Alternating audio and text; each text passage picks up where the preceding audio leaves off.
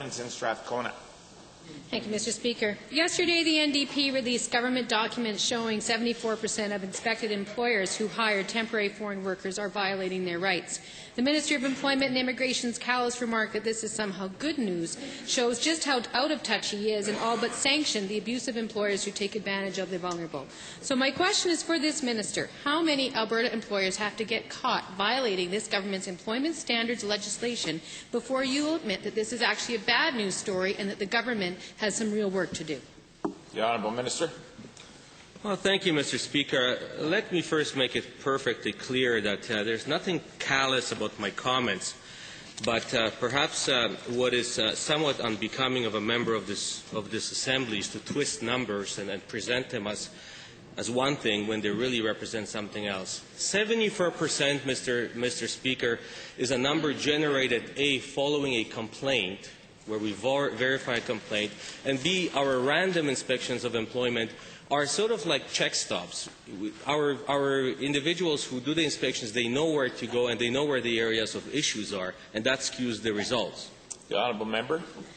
Thank you, Mr. Speaker. Well, given that with the random checks there was still over 50% violation, and given that well over half of those violations against temporary foreign workers involved employers ripping them off by failing to pay them, and given that the Minister seems to think it's good news if a worker gets shorted $50 here or $50 there, why won't the Minister abolish this abusive program and tell foreign workers that if they're good enough to work here, they're good enough to live here?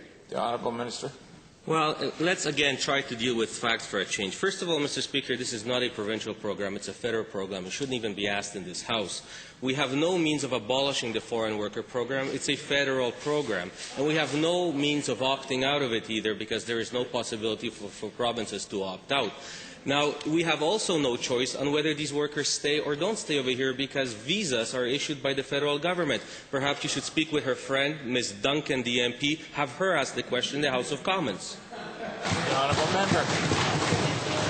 Given that $50 might not be much money to a cabinet minister who earns in the neighbourhood of $150,000 a year, and given that it's a lot to a worker who's been lured to Alberta by this ministry with plans to send money home to an impoverished family, will the minister please define his threshold for exploitation and say exactly how much money needs to be picked from the pocket of foreign workers before he considers it a violation of their rights? The Honourable Minister.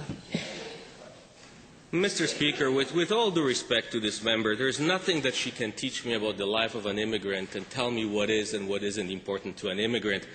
She would have to live for the last 40 years in my shoes. Any dollar is important to every worker. And our ministry, Mr. Speaker, not only enforces employment standards for immigrants, but we also enforce it for all Albertans.